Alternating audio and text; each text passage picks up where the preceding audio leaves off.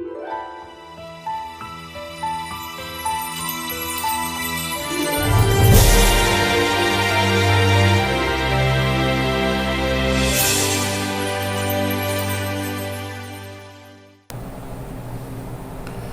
this is Chris, Keeping It Real, Facts Over Fear. It is November 1st, 2020.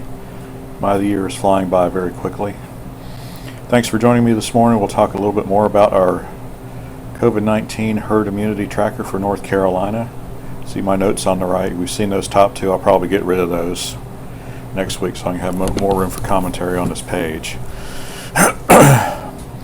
So let's just get straight to the outlook, shall we? The target for herd immunity is now 1208. And so you see where the blue line is crossing the y-axis. It's 1208. It was 1206 last week. Was the actual target date. I thought it would slide to the left, but they're just, even though cases are going up, it's not a big enough increase to shift that whole curve to the left. It continues to slide to the right. And if you'll notice, the blue line is coming ever closer to this yellow line, and the yellow line was the shutdown order that was in place until 6/26, and so that got us to the phase 2, I believe it was, of reopening, where just about everything except for bars and movie theaters and a couple other things could not reopen. Now they have reopened. So this suggests to me that the fact that this blue line continues to slide ever further right and I think will converge with this yellow line at some point here in the next 2 or 3 weeks, it suggests to me that North Carolina never really needed the initial shutdown. In other words, I think that the initial shutdown was something that people did as a gut reaction, but I think people would have done the same thing anyway, and it kind of reinforces the idea that's in my head that people react to a virus in a certain way, and that the virus spreads in a certain way, and there's really not a whole lot that we can do about it. It's going to spread the way it's going to spread. And I think it has a lot more to do with, rather than telling people what to do, if you allow people to do what they want to do, which is where we're getting closer and closer to, and yet the line's still moving right, that most people will be reasonable and will do the best thing and will act appropriately in a situation like this. So just like last week, I made these two comments. Why are we getting more cases? Even though the line's continuing to slide right, we are getting more cases. They're sick and tired of it, and they're convinced that masks work and therefore feel protected regardless of what situation they are in socially. And we can add this, number 3, this week, a lot of public schools are opening up. This will result in more cases. This absolutely will result in more cases because you're going to get all these kids together in a room.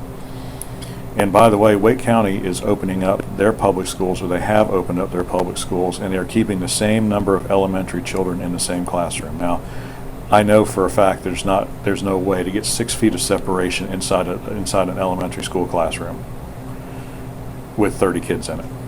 There's just no way. And so that it kind of boggles my mind, really. I mean, it boggles my mind from the standpoint of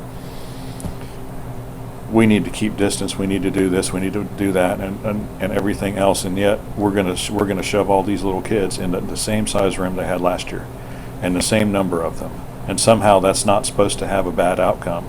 Now, I think the outcome is going to be fine because children generally don't die from this disease. In fact, it's very, very rare. But they are going to spread this disease, and it is going to be more easily transmitted to their parents and their grandparents and everybody else. And so, I think opening up public schools is directly at odds with the goal of the shutdown orders that are in effect. And I don't know how somebody can look at those two facts and say, well, that's all consistent, because it's not. Talk a lot about cognitive dissonance on this channel. Like, if you don't think the children are going to spread this disease, think again. That's what's going to happen. Last week I said the 7-day rolling average cases would climb to at least 3,000, and 7-day rolling average of deaths would climb to 40 by the time of the next report. Actually, the 7-day rolling average of cases is 2,335, and the 7-day rolling average of deaths is 34. So a significant uptick, not anywhere close to getting there though, And if they continue up on this curve, I should have done confirmed cases curve so you could see how it's going, but it's going up. I still think that both original predictions to come true and will indicate the peak of the virus, and I think that will happen probably in the next 2 or 3 weeks. Again, these are all just gut feelings, but that's what I think. If my underlying assumptions are true, that is to say that the data from Karolinska Institute in Sweden is representative of what we are seeing in the general population, in other words, that every confirmed case actually is 19 cases. So there's 18 undiscovered cases for every confirmed case. If that is true, then NC has seen 50% of its citizens contract COVID-19. So you see the line, the graph, we're down to like 2 million. So which means that 5 million people, nearly 5 million people have contracted this disease. We need 7 million to herd immunity. So that still leaves a lot of people. So there's 5 million people who have not been infected, but we only need 2 million of those to be infected to reach herd immunity. So 40% of what's left is what we need. So that's pretty good progress. And that accounts for the steepness of this curve. Now, if that assumption is not correct, then this curve will go on out to the right quite a ways before we get to herd immunity. But that's kind of where I started with this, and that's kind of what I'm going to stick with until something changes my mind. I don't think there's anything inconsistent about the way the case numbers are coming in that would indicate that my assumptions are incorrect thus far.